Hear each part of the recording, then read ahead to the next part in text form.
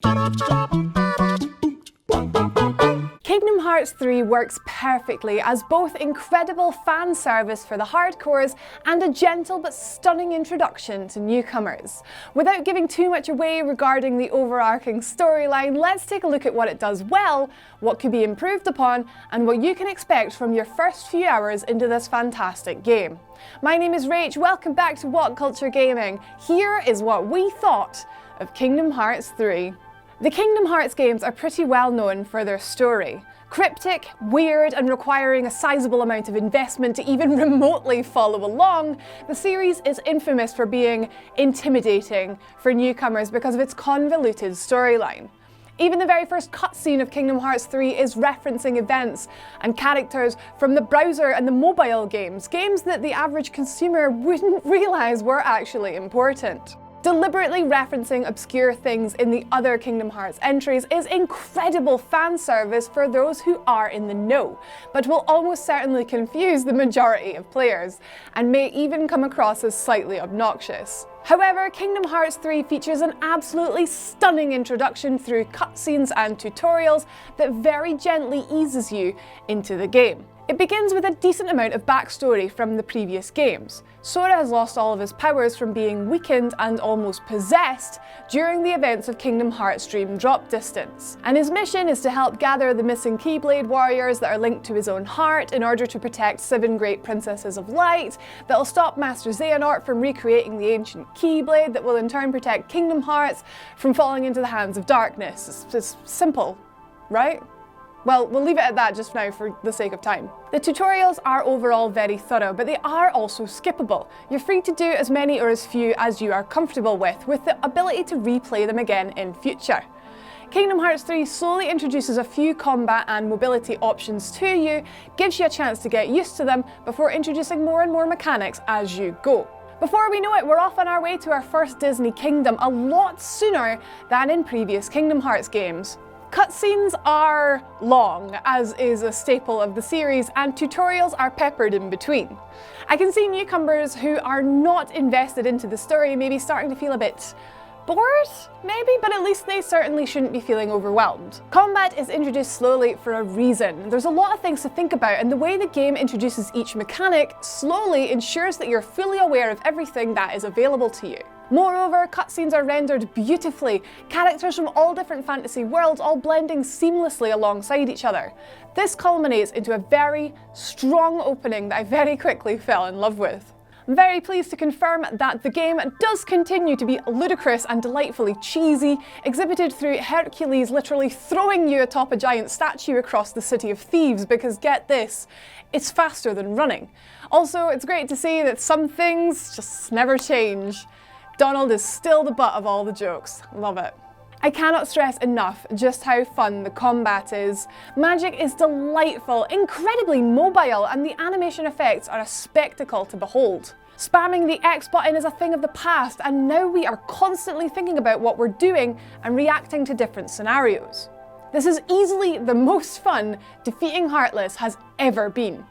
Magic combos produce a strong magic finisher attack, and Keyblade attacks can cause a Keyblade transformation, increasing its power and utility. The kind of transformation depends on the Keyblade, an interesting and entertaining change. New Keyblades are earned quickly, and each is so unique that when you find a few that you like, it results in a highly customizable arsenal that you can power up by finding upgrade items. Now, instead of just one that we can change out of combat, we can have 3 equipped and switch between them on the fly. Battles last longer to match the massive array of combat options, spells, and abilities, and team sizes are now larger, allowing for 2 more Disney characters to join Sora, Donald, and Goofy. These companions all have their own unique special attacks that you can build up and unleash upon groups of enemies.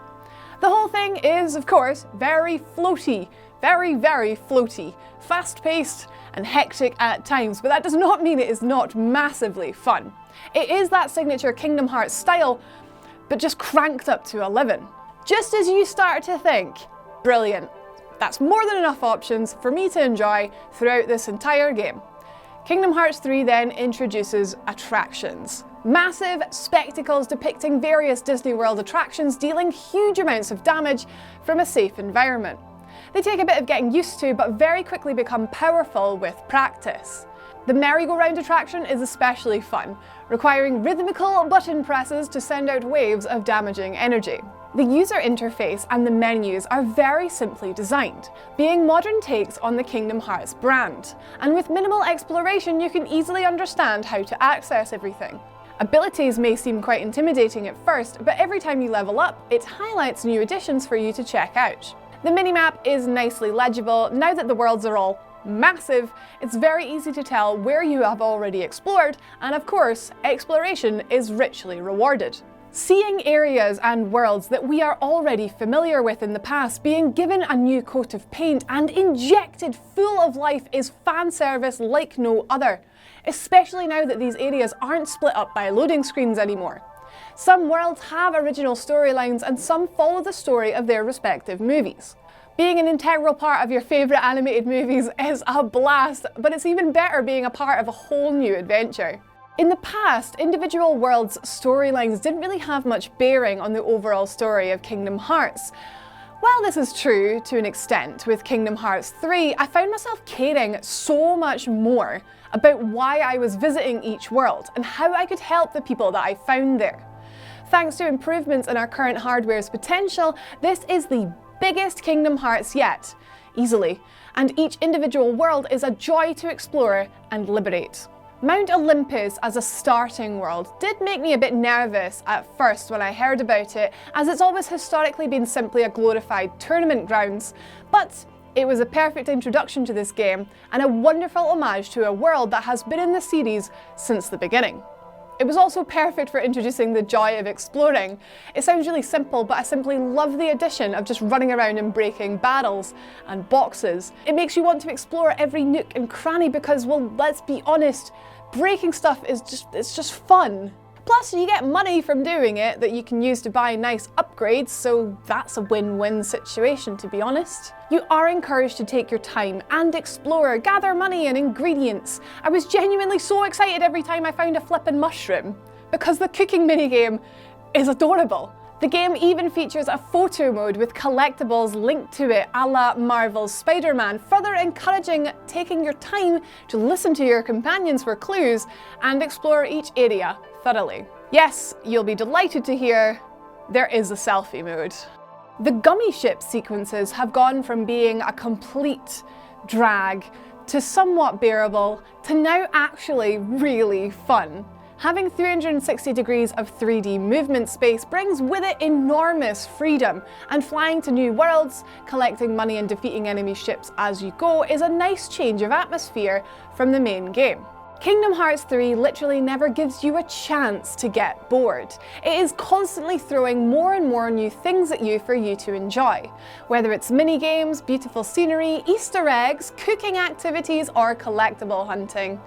It's really impressive to compare how far the series has come since Kingdom Hearts 1 back in 2002, thanks to both technology evolution and the sheer amount of love that has been poured into this franchise by its creators and its fans alike.